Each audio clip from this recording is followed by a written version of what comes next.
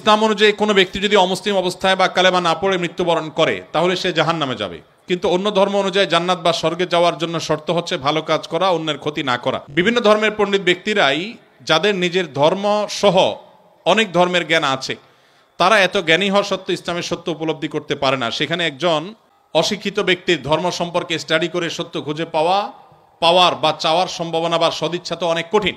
আবার পরিবেশের সমাজ ব্যবস্থাও মানুষের মনস্তত্ত্বের উপর অনেক প্রভাব ফেলে, এবং সাধারণ ব্যক্তি তো আর নবী বা উলিয়া পর্যায়ের না যে সে গভীর চিন্তায় সত্য খোঁজার ব্যাপারে নিমগ্ন থাকবে। এমত অবস্থায় অমুসলিম দেশের সাধারণ ব্যক্তি যার যৌক্তিক চিন্তার ক্ষমতা কম, এমন ব্যক্তি ভালো কাজ করার পরও জাহান্নামে যাওয়া কি ইসলামে অনেক কঠিন বা কট্টর বর্বর বানায় না? বা এই ধরনের আইন বা আদেশের ব্যাখ্যা কি ইসলামে যেখানে মনে? ইসলাম মানে যৌক্তিক ও শান্তির ধর্ম। অনেক দীর্ঘ প্রশ্ন, কিন্তু প্রশ্নটা পরিষ্কার। আমাদের কোনো মুসলিম ভাইয়ের মনে প্রশ্ন জাগতে পারে যে অন্য ধর্মাবলম্বীরা আল্লাহর প্রতি ঈমান না আনার কারণে সে জাহান্নামে যাবে কেন? সে তো অনেক ভালো কাজ করেছে। অনেকে প্রশ্ন করে, বিদ্যুৎ যে আবিষ্কার করেছে তার আবিষ্কৃত বিদ্যুতের লাইট দিয়ে কোরআন পড়ে আপনি জান্নাতে যাবেন, আর সে বেঈমান হওয়ার কারণে জান্নাতে যাবে না, কেমন কথা? অনেকে প্রশ্ন করেন না? অনেকে প্রশ্ন করেন।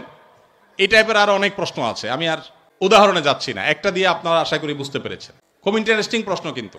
যার বিদ্যুতের আলো দিয়ে কোরআন পড়ে পড়ে আপনি জান্নাতে যাবেন, সেই বিদ্যুতের আবিষ্কারক তিনি শুধু মুসলিম না হওয়ার কারণে জান্নাতে যাবেন না, কেমন যৌক্তিক কথা?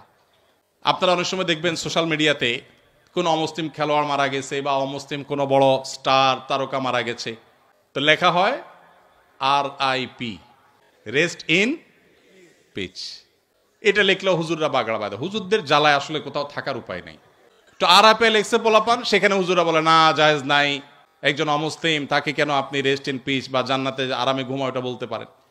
এই যে প্রশ্নটা, এই প্রশ্নটার অনেক টেকনিক্যাল উত্তর দেওয়া যায়। আমি একটা সংক্ষেপে খুব সহজ উত্তর দিই।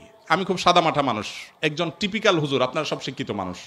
দেখেন, বিদ্যুৎ যিনি আবিষ্কার করেছেন বা আপনি যে অমুসলিমের কথা বলছেন, যিনি ব্যক্তিগতভাবে অনেক ভালো মানুষ, অনেক কিছু, বাট ইমানটা নাই, অন্য ধর্মাবলম্বী কোনো মানুষ তাকে জীবদ্দশা যদি আপনি বলতেন ভাই চলেন জান্নাতে যাই, তিনি কিভাবে নিতেন এই কথাটাকে? একজন অন্য ধর্মাবলম্বী, ধরেন একজন খেলোয়াড়ের নাম বলেন মুসলিম, মেসি, আপনি তো যায় বলেন মেসি ভাই চলো এসব বাদশা দিয়ে চলো জান্নাতে যাই, আপনার এই কথাটা কি সে ভালোভাবে নিবে?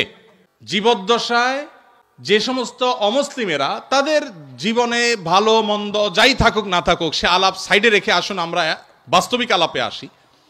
একজন অন্য ধর্মাবলম্বী মানুষ, তাকে আপনি যদি বলতেন, যার জীবদ্দশা বিদ্যুতের আবিষ্কারককে যদি আপনি পাইতেন এবং তাকে যদি আপনি বলতেন যে ভাই এসব বিদ্যুৎ বানানো ছাড়ে চলো জান্নাতে চলো, সে কি আপনার এই আহ্বানকে পজিটিভলি নিতেন? অন্য কোনো ধর্মের মানুষকে যদি আপনি বলতেন যে ভাই জান্নাতে চলো, সে জান্নাত বিশ্বাসিত করে না। আপনি জান্নাতে যাওয়ার আহ্বান করলেও এটাকে সে ডিনাই করত।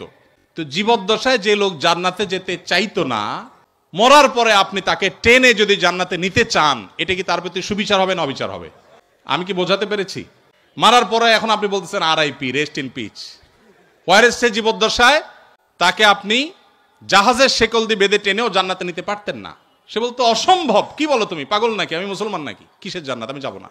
যে জীবদ্দশার জান্নাতে তাকে টেনে নেওয়া যাইতো না, মরার পর আপনি বলতেছেন হ্যাঁ অমুসলিম হয়েছে, তাতে কি হয়েছে, তার তো অনেক ভালো কাজ আছে, তাহলে কেন সে জান্নাতে যাবে না? এটা কেমন অবিচার?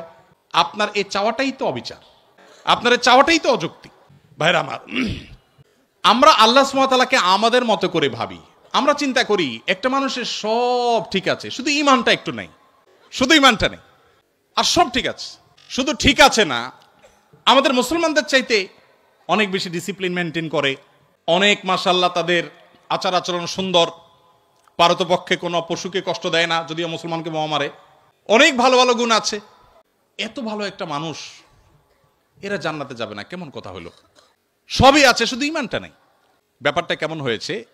ধরুন এই যে মোবাইল ব্যাংকিং, নগদ, বিকাশ, সেটা এম ক্যাশ, অনেকগুলো আছে।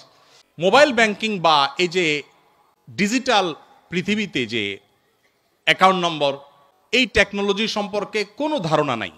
আফ্রিকার জঙ্গল থেকে একটা মানুষকে আপনি তুলে আনলেন, যেই লোকটা, বা আফ্রিকার জঙ্গল যাওয়া লাগবে না, আমাদের দেশে এখনো অনেক মানুষ এমন থাকতে পারে কোনো গ্রামে গঞ্জের চিপা চাপায়, এমন কোনো মুরব্বী বৃদ্ধ মানুষ থাকতে পারে যে এগুলো কিছু বুঝেন না, যে নাম্বারগুলা ভ্যালু কি।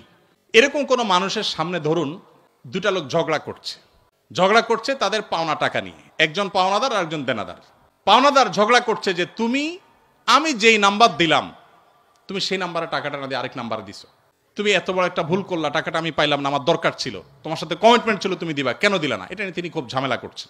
আর ওই বেচারা বলতেছে ভাই সবই ঠিক আছে, শুধু একটা ডিজিট ভুল হয়েছিল, জাস্ট একটা ডিজিট, টাকা তো আমি ভাই পুরাটাই দিছি, 10,000 10,000 দিছি, একটা ডিজিট ভুল হয়েছে, এত চিল্লাচিল্লি কি আছে ভাই? আরেক ভদ্রলোক তিনিও দেনাদার, তিনি 10,000 জায়গায় মাত্র 2,000 দিয়েছেন, তিনিও 10,000 দেনা ছিলেন। তার ব্যাপারে সে এতটা রাগারাগি করছে না, বলছে ভাই 2,000 দিছো, তাও তো দিছো, আমার অ্যাকাউন্টে আসছে ঠিক মতো, ভালো, আর বাকিটা দিয়ে দিও টাইম মতো, ঠিক আছে। এখন ওই যে বৃদ্ধ চাচা, যে এই টেকনোলজি সম্পর্কে কোনো ধারণা নাই, সে চাচা এসে এখন বলতেছে ভাই একটা লোক 2,000 দিল, তুমি খুশি হয়ে গেলা, আর এই বেচারা 10,000 দিল, 10,000 দিছে, পুরাটাই দিছে, লাগলে আরো 2,000 হয়তো বাড়াইয়াও দিছে, শুধু একটা ডিজিটের ভুলের কারণে এত চেতাচেতির কি আছে? এই চাচাকে কেউ বুঝাতে পারবে? কেন বুঝাতে পারবে না? কারণ এই টেকনোলজিটা তার জানা নাই। আমাদের অনেক বন্ধু আছেন যারা আল্লাহর অনেক বিধানকে, শরিয়ার অনেক বিধানকে, কোরআনের অনেক নির্দেশকে তাদের লজিক দিয়ে তারা বিচার করে। এটা তো ইলজিক্যাল, এটা তো অযৌক্তিক। আরে ভাই, আরবিতে একটা প্রবাদ আছে, আল ইনসানু আদাউল লিমা জাহিলু, মানুষের কাছে যে বিষয়ে অজানা থাকে সেটা তার কাছে শত্রু মনে হয়। আপনি যে টেকনোলজি জানবেন না সেটা আপনার কাছে ইলজিক্যাল মনে হবে।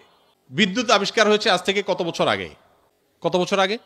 যতশো বছর আগেই হোক, ধরেন 500 বছর আগের পৃথিবীর কোনো মানুষ, বিদ্যুৎ আবিষ্কার হওয়ার আগের পৃথিবীর কোনো মানুষ, তাকে যদি বলা হতো যে এখানে ওয়ালে একটা সুইচ আছে, এখানে টিপ দিলে ওই 20 হাত দূরে ফ্যান ঘোরা শুরু করবে, এটা যদি বলা হতো, তার কাছে এই কথাটা কি লজিক্যাল হতো না ইলজিক্যাল হতো?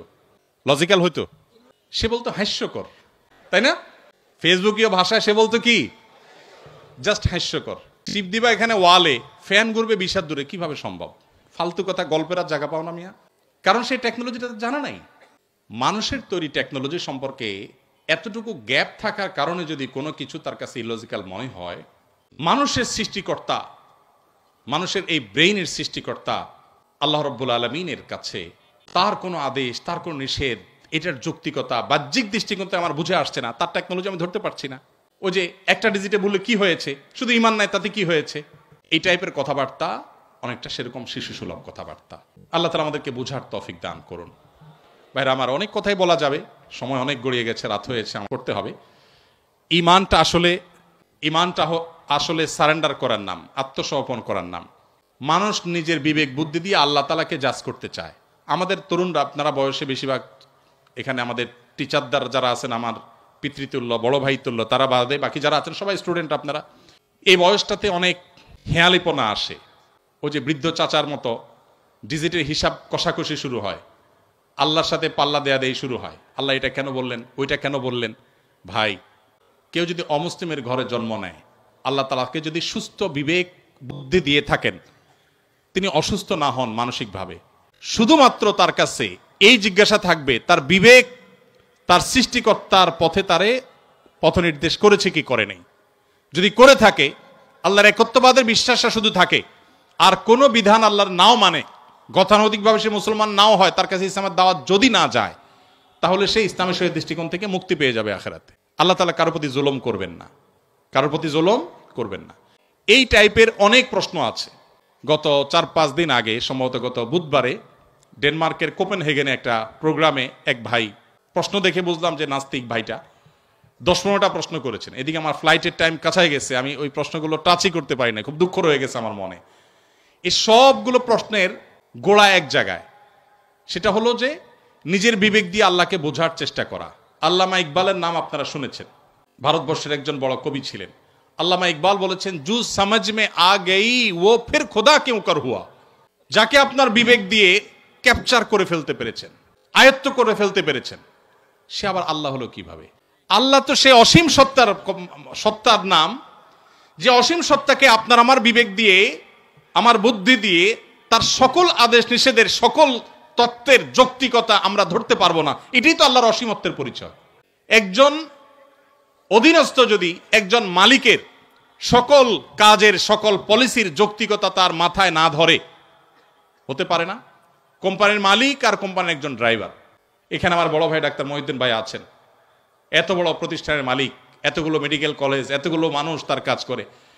এখন উনি যদি ওনার একজন সাধারণ কর্মচারীকে বলেন এই জিনিসটা অমুক জায়গা দিয়ে আসো, ওইটা অমুক জায়গা নিয়ে আসো, সে যদি বলে স্যার কেন করব, যদি বলে যে অমুক রেটে দিয়ে আসো, স্যার কেন দিয়ে আসবো, কথায় কথা যদি সে স্যার কেন বলে, তাহলে এই মায়ের খাওয়ার উপযুক্ত হবে কি হবে না?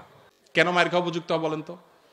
আরে মিয়া, আমার সব কেন যদি তুমি বুঝে যাইতা, তাহলে তুমি তো ডাক্তার মহিউদ্দিন হয়ে যেতা, তাহলে তুমি তো আকিজ গ্রুপের চেয়ারম্যান হয়ে যেতা, তাহলে তুমি তো শত শত হাজার হাজার কোটি টাকা বিজনেস করতে পারতা। আমার সব কিছুর যৌক্তিকতা তোমার বুঝে আসবে না। তুমি আমার জায়গায় আসতে বহু সময় লাগবে, আমার এই বয়স পার হয়েছে এগুলো বুঝতে বুঝতে।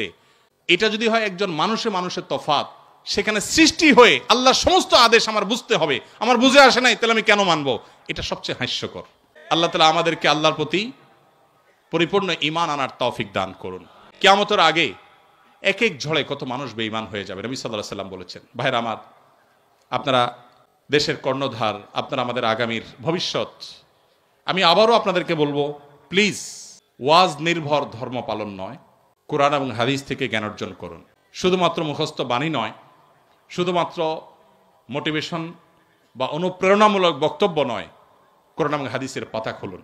আমি খুব আনন্দিত হই যখন দেখি ইউরোপে, আমেরিকাতে, জাপানে, কোরিয়াতে, বিভিন্ন দেশে আমাদের বুয়েটের, কুয়েটের, চুয়েটের, ডুয়েটের ভাইরা সেসব জায়গাতে ইসলাম নিয়ে এত চমৎকারভাবে গবেষণা করছেন, পড়াশোনা করছেন, স্টাডি সার্কেল করছেন, ইসলাম বিভিন্ন অর্গানাইজেশন খুলছেন, ভালো ভালো কাজ করছেন। আমার বুকটা ভরে ওঠে।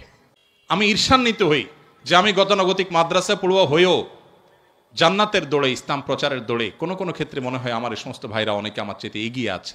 আজকে আপনারা যারা আমার কথা শুনছেন, আমি আপনাদের সবাইকে, আমার বোনরা যারা আমার পর্দার আড়াল থেকে আমার কথা শুনছেন, আপনাদের সবাইকে আমাদের আহ্বান রাখতে চাই, আপনি বাঘের বাচ্চা মুসলমান, আপনি ওমর রাদিয়াল্লাহু তাআলার সন্তান, আবু বকরের সন্তান, আপনি স্পেন বিজয়ী তারেক বিন জিয়াদের সন্তান। মেডিকেল সায়েন্স থেকে নিয়ে কোরআনিক সায়েন্স পর্যন্ত এমন কোনো সেক্টর না যে সেক্টরে মুসলমানদের সোনালী অতীত ছিল না। সেটিকে উদ্ধার করবার জন্য আপনার নিজেকে আগে আপনার ইসলামটা বুঝতে হবে। আপনি বুঝে শুনে পড়াশোনা করে মুসলমান হতে হবে। সে চেষ্টাটা আপনারা করবেন, সে আমার আহ্বান রইল।